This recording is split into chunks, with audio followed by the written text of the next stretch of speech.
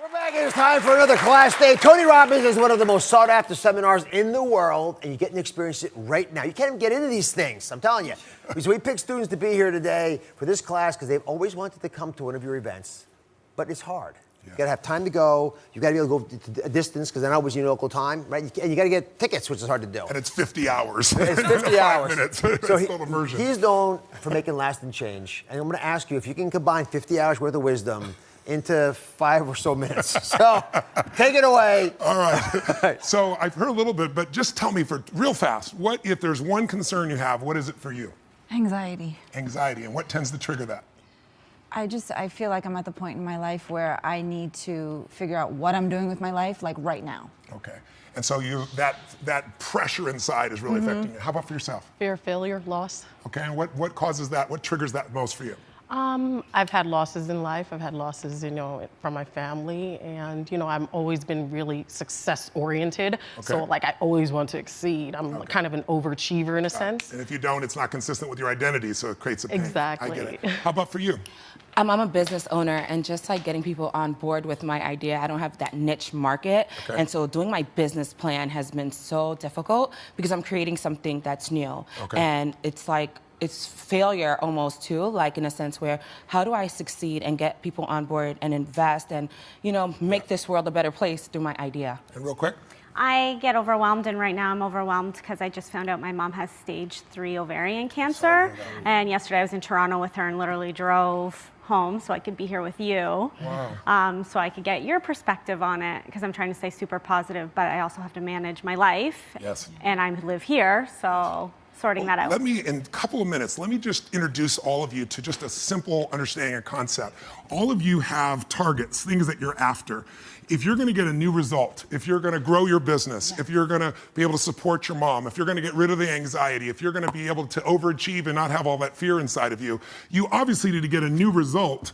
You're gonna have to get new action. We all know that. You don't get new results with old actions, doing the same thing. Exactly. What human beings can do, this is a human being, believe it or not, I majored in art.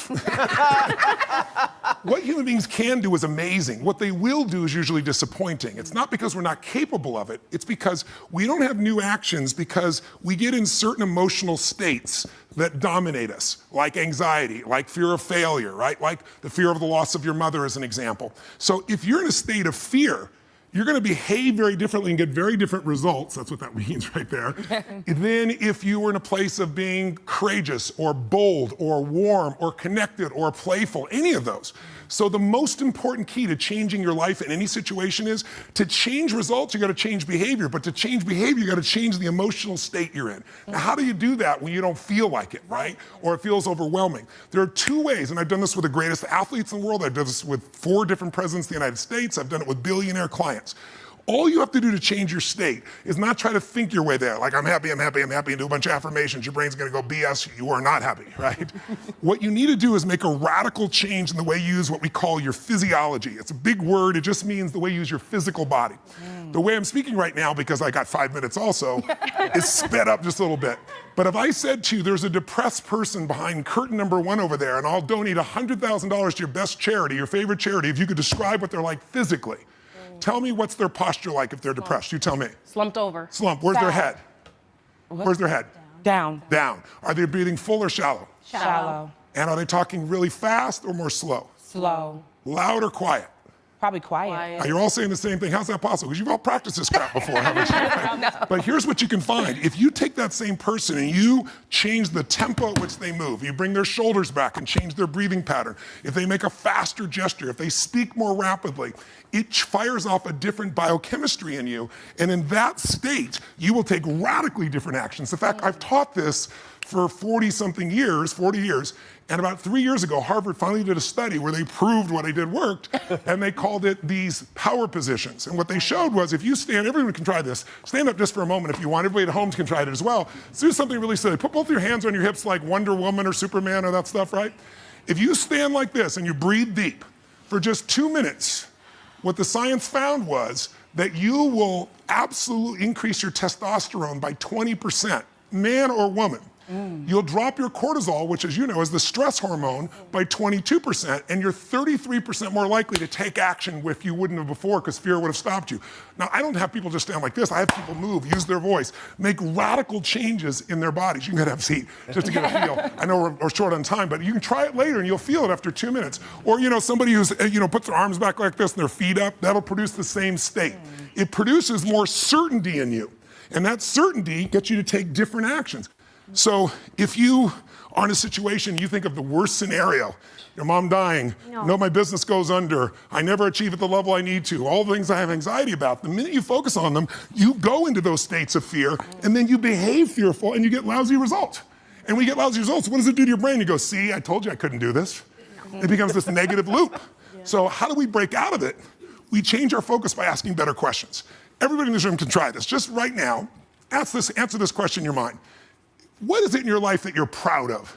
If there's something you could feel really proud of right now by focusing on it, your children, yourself, something you accomplished, you did, how many can think of something you could feel proud of? And I don't mean fake pride, ego pride, like where you're making things up. I mean, well, you really did something you're proud of. Yeah. Good. Right now, close your eyes and focus on how it feels when you're really proud. Focus on that moment you're proud of. How do you breathe when you feel really proud? And if you're a little kid, what happens to your face when you're really proud? You don't hide it, right? There's that big smile on your face. Raise your hand if you can feel these feelings right now. Everyone here, just say aye if you got it. Aye. Awesome. Try one more real fast. Think of something that you could be really grateful for or excited. Pick either one. Something you could be grateful for, a person, a moment, or something if you wanted to that you could be excited about. Let's use excited for a moment. Okay. How many could think of something in your life that if you focused on it, you could feel excited? All right? Close your eyes. And just for a moment, all we're doing is changing your focus. Focus on what could excite you. Feel like it's really happening. Your mom's healing, you break through in the business, you're achieving the level you want. Anxiety is rid from my life. I'm on charge, I'm on top of it. How do you breathe when you feel really excited? And then try this. When you're a little kid, you probably made noises, the hell of it, until people told you not to. Make a noise of excitement, a sound of excitement. Go ahead in your bodies, all of you. Do it again. One more.